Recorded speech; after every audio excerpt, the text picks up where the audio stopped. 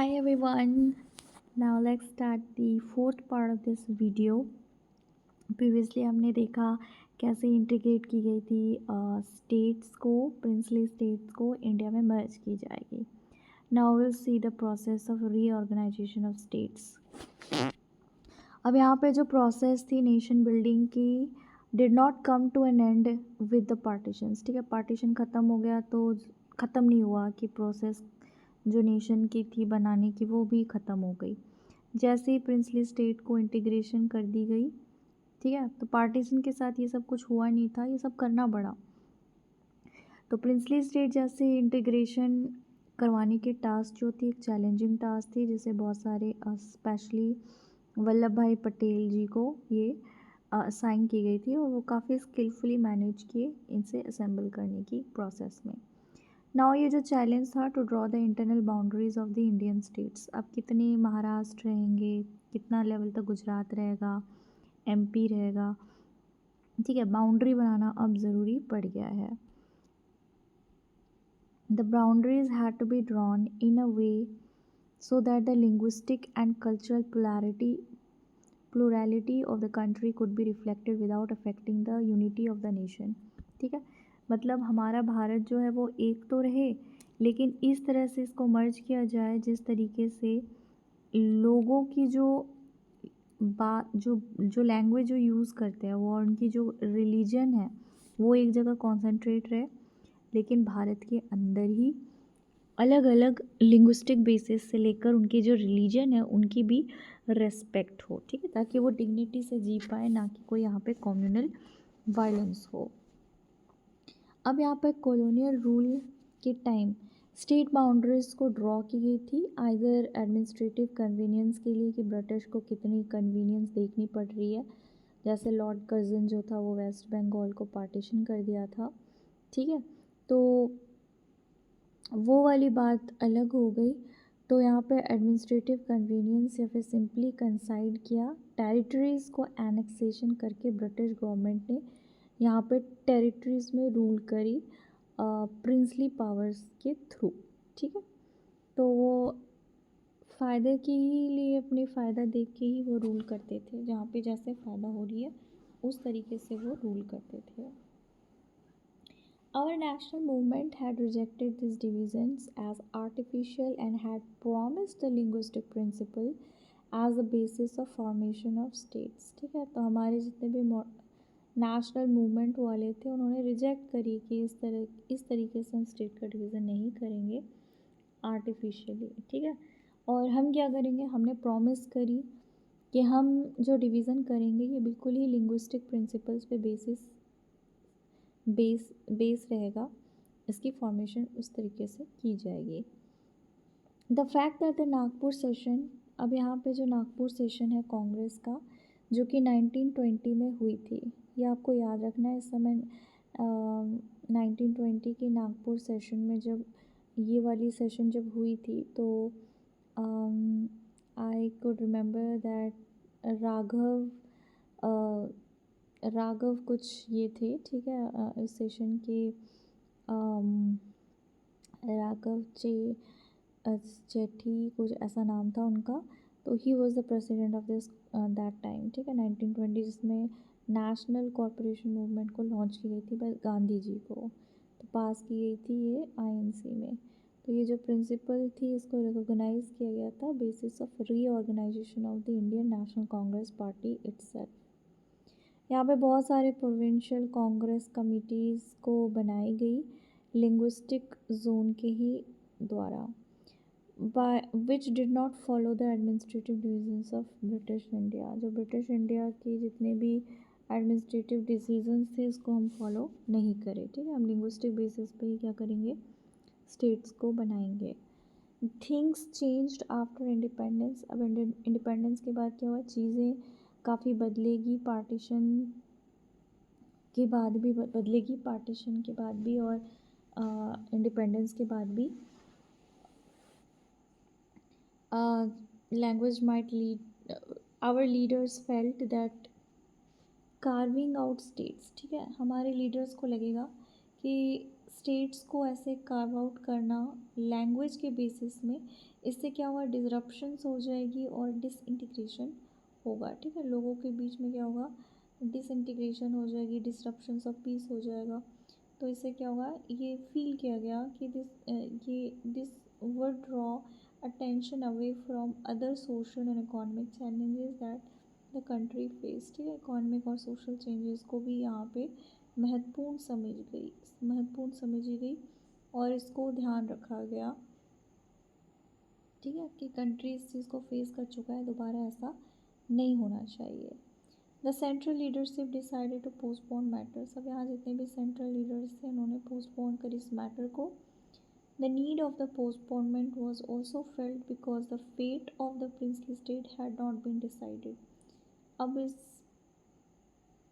Matter को जब postpone की गई तो यहाँ पे जो ज़रूरत पड़ी थी पोस्टपोन करने का, ये भी फील की गई कि जो प्रिंसली स्टेट्स हैं, राइट, इनकी जो फेट है अभी तक डिसाइड नहीं की गई है। ठीक है, इनके साथ क्या करना है, क्या होना है। तो यहाँ पे जो मेमोरी थी पार्टीशन का वो बिल्कुल ही फ्रेश था। सब डरे हुए थे भाई कहीं इस मूवमेंट के चलते ना इंडिया भी अलग और डिवाइड हो जाए।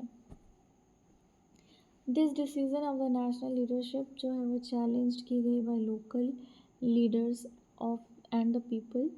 प्रोटेस्ट शुरू हो गई तेलुगु स्पीकिंग एरियाज़ में और ओल्ड मद्रास प्रोविंस में। ओल्ड मद्रास प्रोविंस और तेलुगु के बीच में क्या हो गई, यहाँ पे डिस्प्यूट स्टार्ट हो गई। ठीक है, विवाद हो गई, जिससे इंक्लूड क्या हुआ, present day Tamil Nadu, parts of Andhra Pradesh. ठीक है, अभी आप देखते हो ना जहाँ पे तमिलनाडु है और कुछ आंध्र प्रदेश के पार्ट हैं, इन दोनों के बीच में क्या हो गई, डिस्प्यूट्स हो गए। केरला एंड कर्नाटका, ठीक है, इन सब के बीच में क्या हो गया, डिस्प्यूट्स हो गए। The Vishal Andhra movement was as the movement to separate Andhra was called. ठीक है, विशाल आंध्र मूवमेंट को लॉन्च कर दी गई, ये एक सेपरेट करना था आंध्र को। डिमांड किया गया कि तेलुगु स्पीकिंग एरियाज़ को सेपरेट कर दी जाए मद्रास प्रोविंस से, जो एक पार्ट थी कभी सेपरेट आंध्र प्रोविंस का।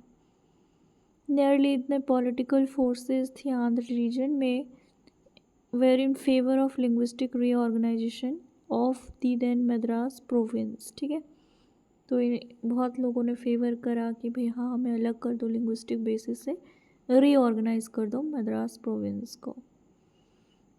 मूवमेंट काफ़ी मोमेंटम गेन किया। ठीक है, इससे क्या हुआ, सेंट्रल गवर्नमेंट वैसिलेशन हुई।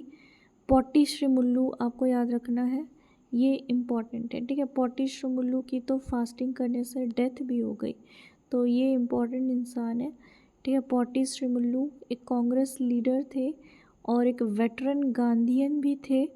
ठीक है, और वो काफ़ी इनडिफिनाइट फास्टिंग पे चले जाते हैं जिनसे उनकी डेथ हो जाती है 56 डेज़ के बाद। ठीक है, इससे एक बहुत ही अनरेस्ट हो जाता है और इससे एक वायलेंट आउटबर्स्ट होती है आंध्र रीजन में। बहुत ही लार्ज नंबर में लोग स्ट्रीट्स में आ जाते हैं, इंजर्ड हो जाते हैं, कुछ लोगों की ज़िंदगी चली जाती है पुलिस फायरिंग में। मद्रास और बहुत सारे लेजिस्लेटर रिज़ाइन कर देते हैं अपनी सीट से प्रोटेस्ट करने के लिए। फाइनली यहाँ पे प्राइम मिनिस्टर को इंटरवीन करना पड़ता है और वो फॉर्म कर देते हैं सेपरेट आंध्र स्टेट इन दिसंबर 1952।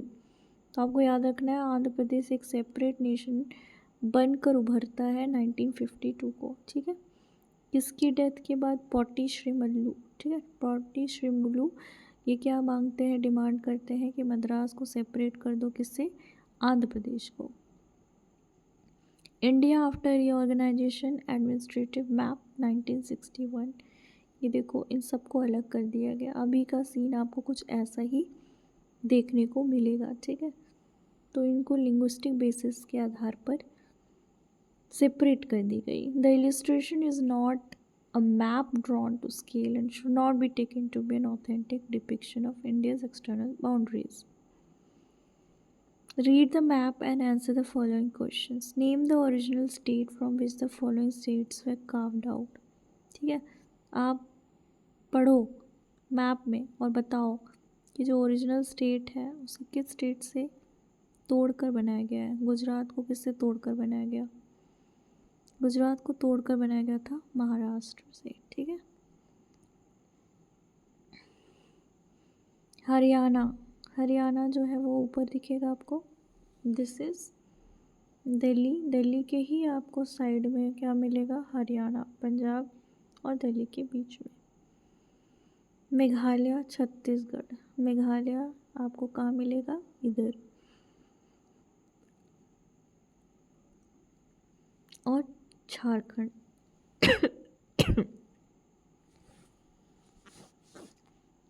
झारखंड को बिहार को तोड़कर बना दी जाएगी। तो this is how the map actually was, you can see, ठीक है। बिहार इतना बड़ा था जिसको तोड़ के फिर क्या बनाएगा? छत्तीसगढ़ यहाँ बनेगी, झारखंड यहाँ बन जाएगी, ठीक है। ये झारखंड बन जाएगा इतना तोड़ के। फिर उत्तर प्रदेश है ये, मध्य प्रदेश, फिर यहाँ पर हरियाणा बनेगा। फिर इधर पर साइड में आप देख रहे हो ये, this is East Pakistan, this is West Pakistan.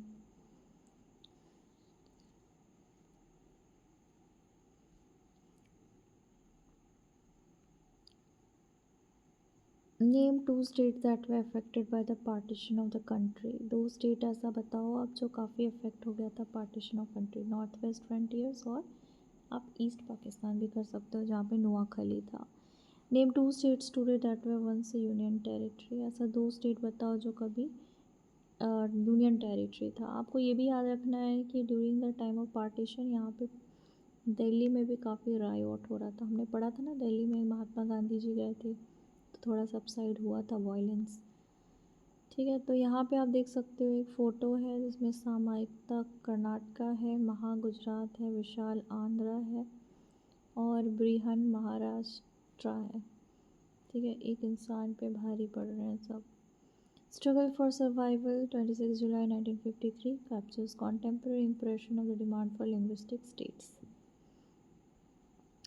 यहाँ जो फॉर्मेशन हुई आंध्र का, स्पर्ड हो गई काफ़ी struggle making for other states on linguistic lines, ठीक है। बाकी भी इंस्पायर हो गए, जैसे आंध्र प्रदेश को अलग कर दी गई मद्रास से, तो यहाँ पे बाकी भी देख देख कर क्या हो गया, वो भी स्ट्रगल में ज्वाइन कर लिए other parts of the country में। तो ये जो स्ट्रगल थी, फोर्स हुआ सेंट्रल गवर्नमेंट को अपॉइंट किया गया एक स्टेट रीऑर्गेनाइजेशन कमीशन 1953 को, ताकि इस क्वेश्चन को लुक कर सके, इस मैटर को, और रीड्रॉ करें इनकी बाउंड्रीज ऑफ स्टेट्स को। कमीशन जो है अपनी रिपोर्ट को एक्सेप्ट करता है और that the boundaries of the state should reflect the boundaries of different languages, ठीक है। तो जो बाउंड्रीज है वो स्टेट्स दिखाएगा with different their different languages. On the basis of a reports the state और रीऑर्गेनाइजेशन एक्ट वाज पास, ठीक है। इसको पास कर दी गई 1956 में, जिससे 14 स्टेट्स का क्या हुआ? क्रिएशन हुआ और 6 यूनियन टेरिटरीज बने। तो आपको याद रखना है 14 स्टेट्स बने और 6 यूनियन टेरिटरीज बने। यहाँ पे आपको पोटी श्री मुल्लू की एक फ़ोटो दिखेगी, ठीक है। 1901 से वो 1952 तक उनकी लाइफ स्पेंड रही। गांधीयन वर्कर थे ये, लेफ्ट गवर्नमेंट जॉब, ठीक है, छोड़ दिया इन्होंने ताकि ये पार्टिसिपेट कर सके सॉल्ट सत्याग्रह को। इन्होंने पार्टिसिपेट किया था इंडिविजुअल सत्याग्रह में और फास्ट में चले गए थे 1946 में। डिमांड कर रहे थे कि टेम्पल्स जो है मद्रास की प्रोविंस के लिए उसको खोल दी जाए, किसके लिए? तो दलित के लिए। इन्होंने फास्टिंग की थी तब तक जब तक उनकी डेथ नहीं हो गई 9 अक्टूबर 1952 में। इन्होंने डिमांड किया था separate state of Andhra, died during the fast on 15 दिसंबर 1952 में इनकी डेथ हो गई। क्या डिमांड कर रहे थे? आंध्र को अलग करना चाहते थे, ठीक है। इनका फ़ोटो आप देख सकते हो कुछ इस तरह से। तो इनकी बहुत ही बड़ी एक नेशनल स्ट्रगल के लिए रहा था। नाउ ये बहुत ही इंटरेस्टिंग है कि नेहरू और भी बहुत सारे popular leaders, and yet the people did not hesitate to agitate for linguistic states against the wishes of the leaders, ठीक है। फिर यहाँ पे आपको दिख रहा होगा एक फ़ोटो है, ठीक है, क्वाक्सिंग द जिनी बैक 5 फरवरी 1956। यहाँ पे पूछी गई स्टेट रीऑर्गेनाइजेशन कमीशन को कि वो जीनी को लिंग्विस्टिक में ही कंटेन कर कर रखें। यहाँ पे रिपोर्ट आई of the state reorganisation commission 1955. One of the most important concerns in the early year was that of the demands for separate states. ठीक है, यहाँ पे लोग उन्हें डिमांड करने लग गए हमें अलग स्टेट्स बनानी है जिससे इंडेंजर होगी यूनिटी ऑफ द कंट्री. ठीक है, सबको डर लगे कि भाई सब अलग हो जाना, अलग होने के लिए डिमांड कर रहे हैं, टूट रहे हैं स्टेट्स कहीं यहाँ कंट्री की यूनिटी तो ना अलग हो जाए. It was failed that the linguistic states में फॉक्स्टर सेपरेटिज्म. ठीक है, ये फील हुआ कि जितने भी लिंग्विस्टिक स्टेट्स हैं वो क्या करेंगे, इससे बढ़ावा मिलेगी अलग होने के लिए, सेपरेटिज्म को बढ़ावा मिलेगी और प्रेशर क्रिएट की जाएगी एक न्यूली फाउंडेड नेशंस की. ठीक है, नया नेशन बनेगा. बट यहाँ पे जो लीडरशिप थी अंडर पॉपुलर प्रेशर्स, ठीक है, पॉपुलर प्रेशर्स में जो लीडर्स थी finally made a choice in favour of linguistic states. ठीक है, लिंग्विस्टिक स्टेट्स के फेवर में वो लोग क्या कर लिए, जुड़ गए. It was hoped that if we accept the regional and linguistic claims of all regions, ठीक है, ऐसे होप किया गया कि अगर हम एक्सेप्ट कर देते हैं रीजनल और लिंग्विस्टिक क्लेम्स हर रिलीजन का, तो यहाँ पे जो थ्रेट है डिविजन्स और सेपरेटिज्म का उसको कम किया जा सकता है. इसके अलावा एकोमोडेशन की गई regional demands and the formation of linguistic states were also seen as more democratic. ठीक है, अब लोगों की जो चाह थी वो चीज़ तो आपको देना पड़ेगा, तभी तो इंडिया एक डेमोक्रेटिक कहलाएगा. तो लोगों जब मेजॉरिटी ऑफ लोग किसी चीज़ की डिमांड करें तो सरकार को तो सुनना पड़ेगा क्योंकि ये एक डेमोक्रेटिक प्रिंसिपल है. Now it is more than 50 years since the formation of linguistic states. ठीक है, 50 ईयर्स हो गए हैं, उससे ज़्यादा ही हो गई है लिंग्विस्टिक स्टेट्स को फॉर्म हुए. हम कह सकते हैं कि जो लिंग्विस्टिक स्टेट्स हैं, ये जो मूवमेंट्स थी फॉर्मेशन की स्टेट्स को, ये बदल दिया है डेमोक्रेटिक पॉलिटिक्स का नेचर और यहाँ के लीडरशिप्स कुछ बेसिक वेज से. यहाँ की जो पाथ है पॉलिटिक्स एंड पावर की, जो कि नाउ अभी लोगों के लिए खुल गई है other than small English speaking elite. ठीक है, कुछ सेक्शन ऑफ इंग्लिश बोलने वाले कुछ अमीर लोग की बात की जाए तो. ठीक है, लिंग्विस्टिक रीऑर्गेनाइजेशन एक बहुत ही इम्पॉर्टेंट यूनिफॉर्म बेसिस से ड्रॉ करता है स्टेट बाउंड्रीज. ठीक है, स्टेट बाउंड्रीज ड्रॉ किया है. It did not lead to disintegration. ठीक है, किसी चीज़ को इसने बर्बाद नहीं किया कंट्री की. बहुत सारे जो डर रहे थे कि हमारा डिसइंटीग्रेट हो जाएगा, इंडिया से अलग हो जाएंगे, ऐसा कुछ हुआ नहीं. ऑन कॉन्ट्रेरी, ठीक है, स्ट्रेंथेंड हुई हमारी नेशनल यूनिटी जो एक्सपेक्टेड नहीं थी. अबव ऑल, ठीक है, सबसे बड़ी चीज़ ये है कि लिंग्विस्टिक स्टेट जो है वो underline the acceptance of the principle of diversity. ठीक है, तो ये आप एक तरह से समझ सकते हैं कि जो लिंग्विस्टिक स्टेट्स है इसने एक्सेप्ट करी है लोगों की जो डाइवर्सिटी है प्रिंसिपल को एक्सेप्ट किया है. When we say that India adopted democracy, India ने डेमोक्रेसी को एक्सेप्ट किया है. And it does not simply mean कि इंडिया ने एम्ब्रेस किया है डेमोक्रेटिक कॉन्स्टिट्यूशन का. ये मतलब नहीं है कि इंडिया ने गले लगाया किसको, डेमोक्रेटिक कॉन्स्टिट्यूशन को.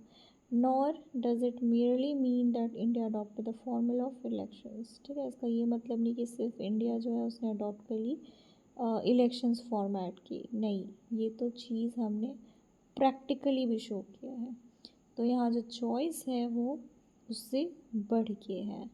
तो ये जो चॉइस थी फेवर ऑफ रिकॉग्नाइजिंग और एक्सेप्ट करना, ठीक है, एक दूसरे के डिफरेंसेस को, जिसके which could at times be oppositional. ठीक है, कभी कभी अपोजिशनल हो सकता है. डेमोक्रेसी अदर वर्ड्स में एसोसिएटेड है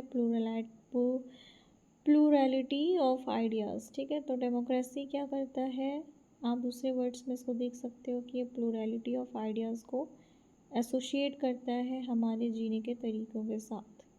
politics in the latter period was to take place within its framework. ठीक है, तो इसमें इस फ्रेमवर्क में पॉलिटी प्ले करेगा अपना खुद का प्ले रोल.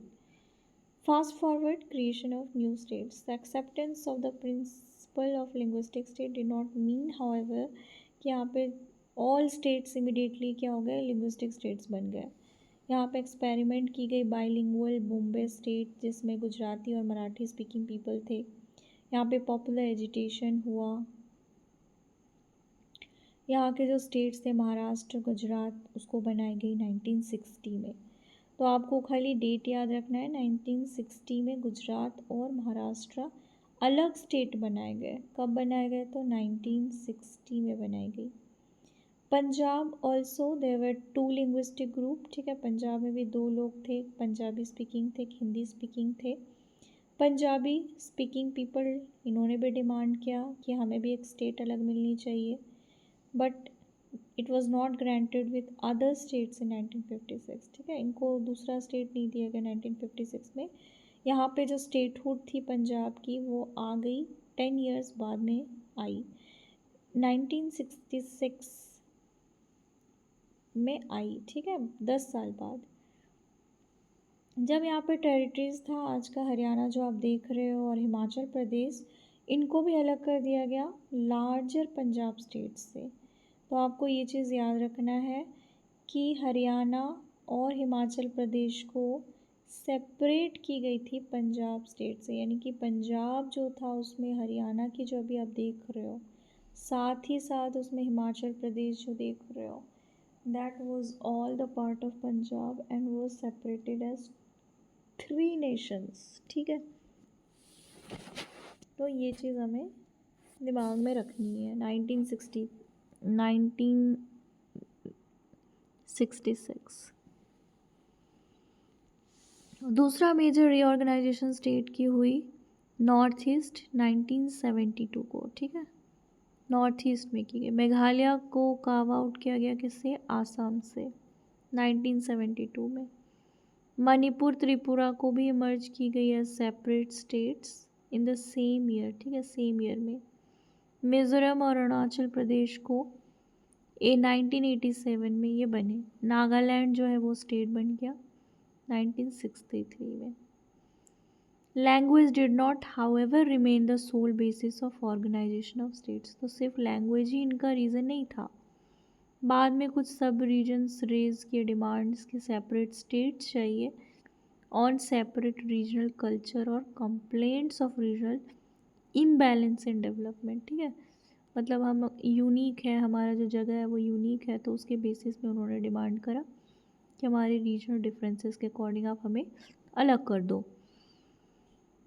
दीज स्टेट्स जो हो गए वो हो गए छत्तीसगढ़, उत्तराखंड और झारखंड, ठीक है। ये 3 स्टेट जो थे ये लिंग्विस्टिक बेसिस से अलग नहीं हुए, बट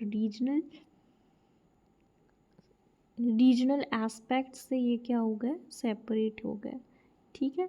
इनकी कंप्लेंट थी कि रीजनल इम्बैलेंस है हमारे डेवलपमेंट में, ठीक है। तो 2000 को इनको क्रिएट की गई थी, छत्तीसगढ़, उत्तराखंड और झारखंड को।